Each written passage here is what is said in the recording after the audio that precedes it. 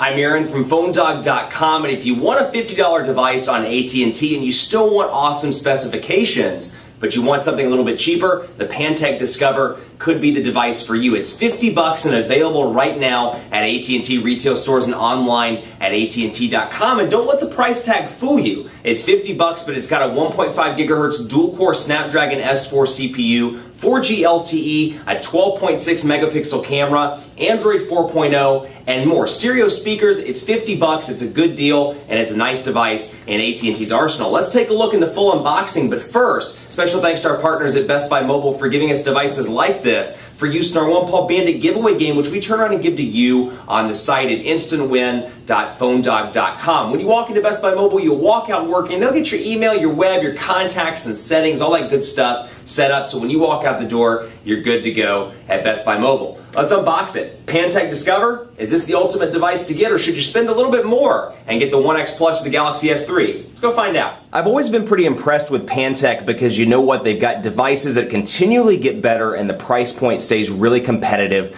for the consumer. This is the Pantech Discover, and if you watch Pantech's kind of evolution across the smartphone realm, you know, they stuck with feature phones for a while, and if you remember all the way back to my videos in 2010 and 2011, they were sticking with the feature phone. Then they moved into the smartphone arena, and now they've got the Pantech Discover, which honestly for specs is a fantastic device all around. Here's the device itself. Spec-wise, you're looking at a 1.5 gigahertz dual-core Snapdragon S4 CPU. You got a 2,100 milliamp hour battery. Here's the AC adapter module and USB cable. So nothing too exciting out of the box. But again, specs are really impressive, keeping in mind that this device is $49.99 at AT&T with a 2-year agreement. Texting and driving, it can wait. Huge supporter of AT&T's It Can Wait campaign. And I'd encourage you to check out the website. But again, really incredible specs here for what you get for $49.99. It's got, like I said, a 1.5 gigahertz dual-core Snapdragon S4 CPU, a 4.8-inch HD display at 720p. You've got a 2,100 milliamp hour battery, 4G LTE connectivity. You've got stereo speakers on the side, a 12.6 megapixel camera, 1 gigabyte of RAM, and it's pretty light too at 4.76 ounces. And then it also has Android 4.0. So if you have to look at the Achilles heel of this device, it's probably that it has Android 4.0. That's probably the one thing, and it looks like the battery might be dead, so we might have to charge this up just a smidge and then get it on camera. But you can see here, device all around, a really impressive look and feel. The stereo speakers on the side give it a nice touch, and it's really a well-built device for the money, keeping in mind this is $49.99 on AT&T. Let's go ahead, it looks like the battery is dead. Let's go ahead and plug this in. Boom, here we are, the Pantech Discover charged up, or at least charged up enough to finish up our unboxing. And you can see I like the design of this device a lot, and keeping in mind this is $49.99 with a 2-year agreement, the specs are pretty decent. You got your volume rocker on the left side, a stereo speaker there as well.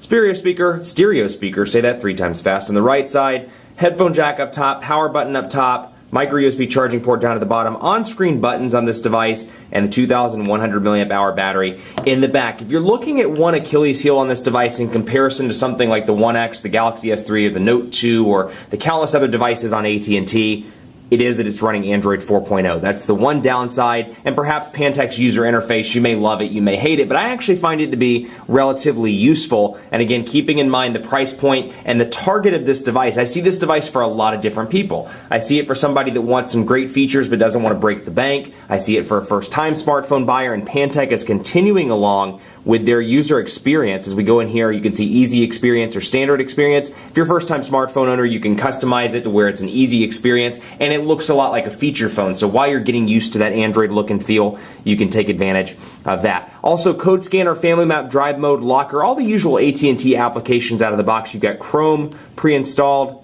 and you've got Google integration, of course, device help, my AT&T, MOG Music, and kind of a Pantech look and feel here with apps up here, and you can do a separate folder as well. We can make it new group, and I can bring in applications as I see fit into this new group and then switch back and forth between my standard apps folder and new groups. I've got my on-screen buttons here, back, home, recent applications, and a menu button right over there on the right, and then again, 3 home screens here which you can expand out to 7 if you see fit, just by hitting add panel a couple of different times. I can move my home screen right down there in the middle so it's there and customizable. Now this is something I actually kind of like. Actually, I like it a lot. You look down here at the applications drawer area, you can see all your customized shortcuts. Of course you can move this stuff around as you see fit if you want messages down there, for example, but I love this. Shortcuts and folders, so I can put web down here, I can put AT&T down here if I want to, and instead of just having 4 and being stuck at 4 like most Android devices, I can scroll back and forth and have more in one area. So you know what, if phone, email, messages, and camera, I use those on a regular basis, but I also use AT&T. All I have to do is swipe over and get to web or get to AT&T, and it'll open up the folder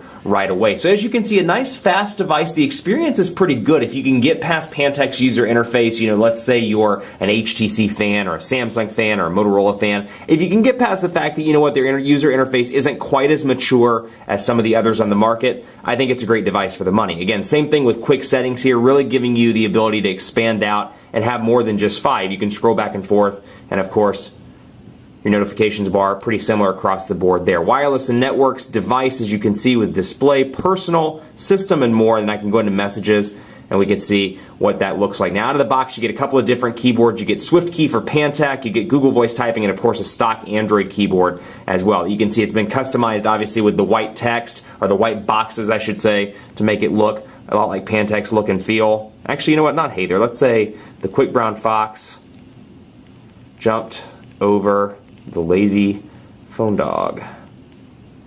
Pigone dog. Phone dog. And I can't type today.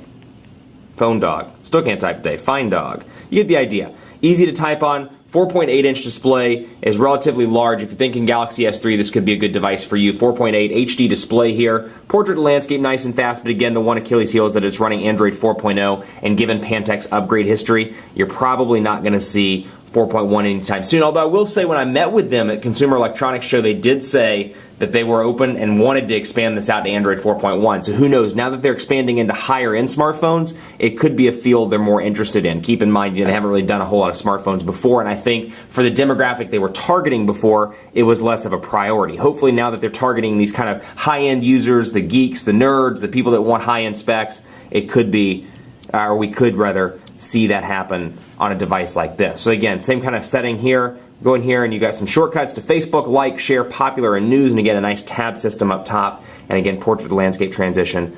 Nice and fast on this device. So all in all, I think for the money, it's a good device. Stay tuned for the full review on PhoneDog.com of the Pantech Discover. I think for $50, you're getting a killer spec list. Again, Android 4.0, maybe an Achilles heel, may not be.